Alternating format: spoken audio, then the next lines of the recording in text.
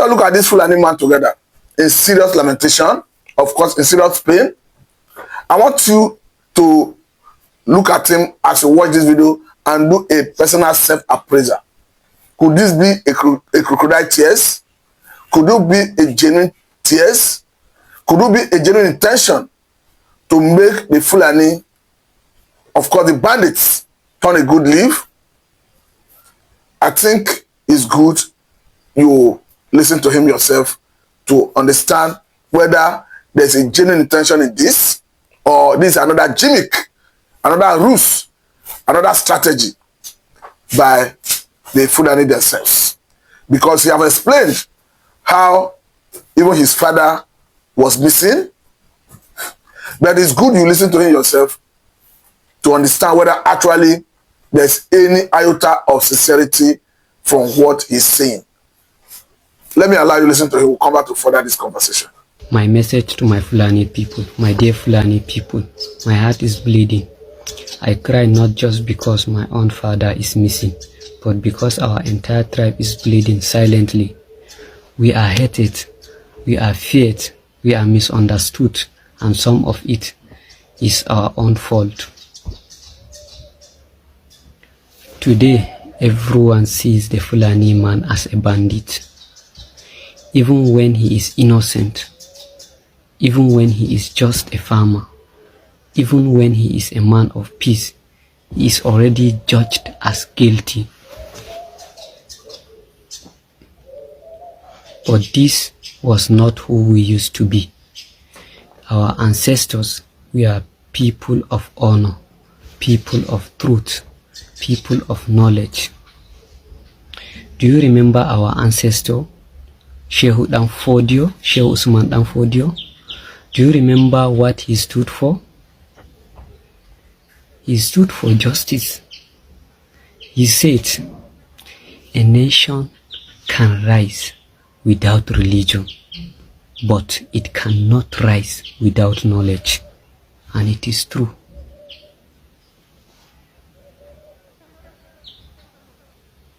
Countries like America now, they rise because they have knowledge, not religion.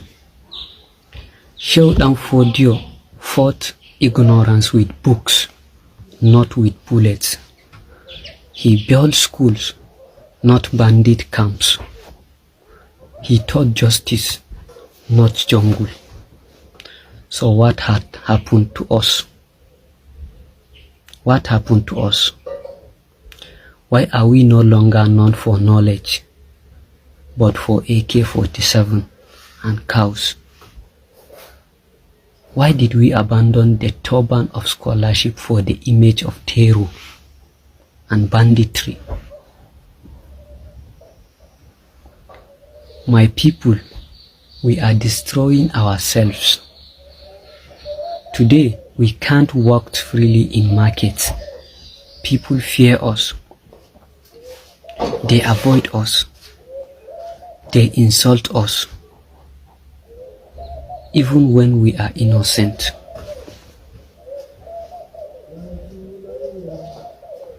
My father was a peaceful man. He worked to bring peace between government and our own community. They called him to help, but now he has already disappeared. He has disappeared, and nobody wants to speak for him because he is a Fulani. Wallahi, I swear to Allah, wallahi, this is not the future Shehu Danfodio wanted for us. He wanted us to lead with wisdom, not fear. He wanted us to carry books, not guns. He wanted us to protect the weak, not oppress them. My dear Fulani youth, don't let ignorance define our future. Let us return to knowledge. Let us return to peace. Let us return to honor. Please, if we don't change, wallahi, the world will bury us with shame. The world will bury us in shame. May Allah protect the innocent among us. May He guide those who have lost the path, and may He return my father safely. Thank you very much. Please share this message, not just for my father, but for every innocent soul caught in this storm of confusion and hate. Please, not just because of my father or anything, just share the video for the sake of innocent souls caught in this storm of confusion. Thank you very much. So having listened to him, I think it's very clear that the Fulani themselves, that in some cases you have those who are not comfortable with the nefarious activities of their brothers, or rather their ethnic extraction. I think that's the case of this man in question. From my own point of view, I think the man have a genuine intention to preach to his people, to turn good leaf. Because there's no gainsaying that the Fulani man is not a threat in Nigeria currently. And as we have it, even when you talk about ranching, that is the most acceptable way of cattle rearing currently globally, the world best practice. It will be extremely difficult. It will even take the head of a camel to pass through the eye of the needle for people to concede land, seed land to Fulani for ranching. That is because there is that perception that if you give them land, they will fight you.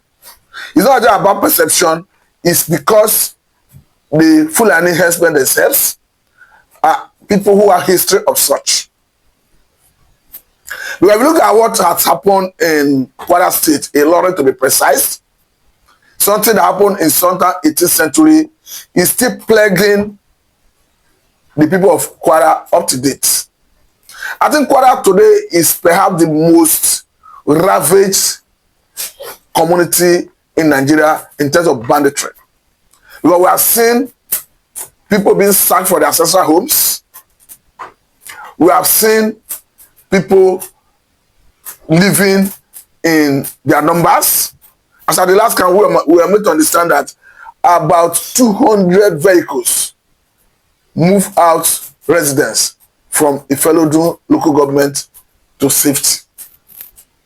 And this as a result of activities of Fulani bandits. So the question is, even if we have people like this man, will they be able to convince their people to lay down arms? But again, I think it's not even about such persons convincing their people to lay down arms. I think it should be about the federal government of Nigeria in conjunction, in synergy with the state governments, even the local governments, to acquire monopoly of coercive power to deal with these threats. Because the federal government of Nigeria must come from a point of strength. And that strength can only come through coercive power. Government world over always have coercive power to police every inch of its territorial integrity. Nigeria must not be an exception. Citizens of this country must be protected. And it takes the coercive power of federal government to police them. That is why I'm at times say that that coercive power at times should be shared with state governments. But unfortunately, this approach of forest guard, in a way, have come to give the governors that level of power of coercion to exercise. Because as it stands, the whole problem of insecurity is at the state level. So the state governors should be able to command and control the security architecture in their jurisdiction. Even if we are not jettisoning the current security arrangements talking about the police, the DSS, the army, the navy, that takes their command and control from the office of the National Security Advisor. I want to believe that if we allow state police side by side with the federal police, equip them with the modern technology, I think we can address this insecurity. Though the federal government have come up with this approach of forest guard, I must say it's not a bad start. Let us experiment that and see the level of success we achieve. If it's not able to give us the level of success to address this security, I think we should move to the face of state police. Good thing, the president himself, talking about Tinubu, made it very clear recently that he will give attention to state police, having given approval for forest guard. Though personally, I've been a very strong advocate that the governors should be given some level of security power to parade. And I want to believe that this forest guard have come to give them that opportunity. So they should jump at it with speed of light. Because the current part of insecurity occasioned by Fulani military is at alarming stage. We understand that there are so many angles to this in terms of fighting it. Because these are people who already taking positions in the bushes, in the forest. Meaning, if you are coming to them, they would have seen you first. Because they already have their abode in the forests, in the bushes. Like the likes of Adaleru, Tojibelu, Akwashi, they have taken their positions in the forests, in the bushes. So the best option left for Nigerian government is to move in and acquire some level of technology. I understand that the governor of Zamfara State made it very clear that in his own capacity as a governor, that he has been able to acquire some level of security, some level of technology that enables him to monitor and know movement and location of the bandits. Now, the only thing that is lacking is the ability for him to, the power to control the security into operation. And I want to believe that the forest guard have come to give you that leverage. Because if the federal government have asked you, recruit forest guard personnel, you are the one that recruited them. Federal government will eventually equip them with what it takes to combat this crime.